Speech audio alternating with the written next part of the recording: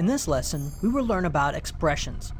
Now, up until now, we've learned about the rigging tools that are built into the program, like constraints, deformers, and bones. Expressions let you create your own controls through a mathematical equation that manages one of the object's attributes. Expressions are usually written as lines of code, but since the language of the code varies from program to program, we'll learn about expressions in general terms. Let's take a look at a simple expression. Here we have two gears. We want to control the blue gear with the orange gear. We could use keyframes, but if we want to make changes to the gear animation, we would have to reanimate two objects instead of one. Instead, we can write an expression that reads the rotation values of the orange gear, reverses it, and puts that new value into the blue gear's rotation. Now, when we rotate the orange gear, the blue gear animates correctly. Let's see how we can use this in a practical example, like a stopwatch. Here we have a minute hand and a second hand. In the real world, the minute and second hand's motion are connected. Every time the second hand makes a revolution, the minute hand rotates forward. So, we can connect the minute hand's rotation attribute to the second hand. We don't want a direct connection because then they'll just rotate at the same speed. For every full revolution of the second hand, the minute hand needs to rotate 1/60th of a complete rotation. We can do this by creating an expression that sets the minute hand's rotation to the second hand's rotation divided by 60. Now, if we rotate the second hand, our minute hand rotates correctly.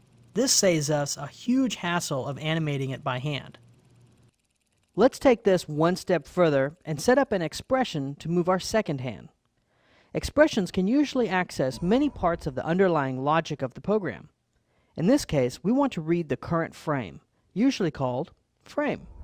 So let's create an expression to set the rotation of our second hand equal to frame, and play back our animation.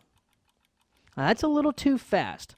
Let's break down what the computer is doing to see where the problem is. Our current expression sets the second hand's rotation to the current frame, which is way too fast. We want the second hand to complete a revolution once a minute. 1 minute is 60 seconds, and each second has 30 frames. So we want to complete a revolution once every 1,800 frames. One full revolution is 360 degrees, and we want it to rotate that distance over 1,800 frames. So we divide 1,800 by 360, and we get 5. So let's change our expression to frame divided by 5, and now let's play it back. Our stopwatch is now accurately animated over time.